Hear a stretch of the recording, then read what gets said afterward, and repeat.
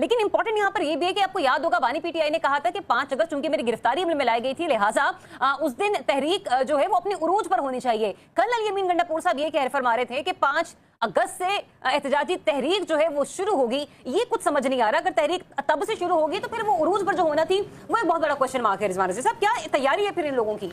देखिए, अली अमीन गंडापुर साहब जो हैं, अभी उन्होंने रिसेंटली हुकूमती इत्तेहाद के साथ मिल के सेनेट का इलेक्शन लड़ा है और पीटीआई की एक बनती हुई सीट जो कि उसकी 5वीं जनरल सीटों में से सीट बनती थी और उसकी बुनियाद के ऊपर एक रिजर्व सीट भी पीटीआई की ज्यादा होती, यूं जो उन्होंने 6 सीटें जीती हैं वो बढ़ के 8 हो जाती। उन्होंने उसकी कुर्बानी दी है, उन्होंने अपने अरकान को जायद वोट डलवा लिए, जैसे मुराद सईद साहब को 26 वोट मिले, हालांकि वो 19 के ऊपर भी सेनेटर मुंतखब हो सकते थे।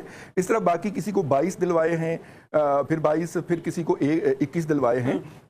तो अपने इजाफी वोट दिलवा के उन्होंने अपने वोट जाया करके एक सीट जाया की और पीपल्स पार्टी को महज 5 नशिस्तों के साथ 2 सेनेट की सीटें जीतने का मौका फराहम किया।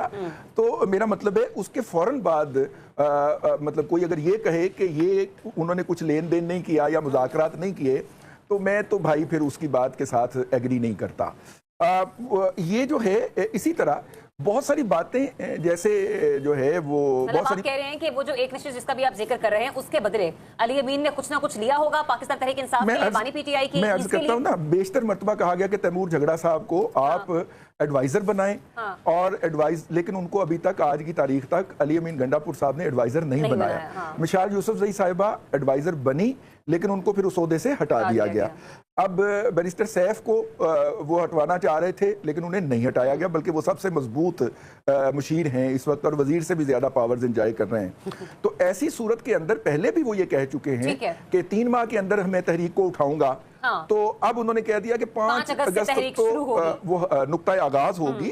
तो उनकी एक अपनी सियासत है और उनकी सियासत का वो कहते हैं कि 1 पॉइंट एजेंडा है कि किसी तरह बानी पीटीआई को या पैटर्न इन चीफ पीटीआई को मैं जेल से निकलवाऊं और वो उस एजेंडे के ऊपर गामज़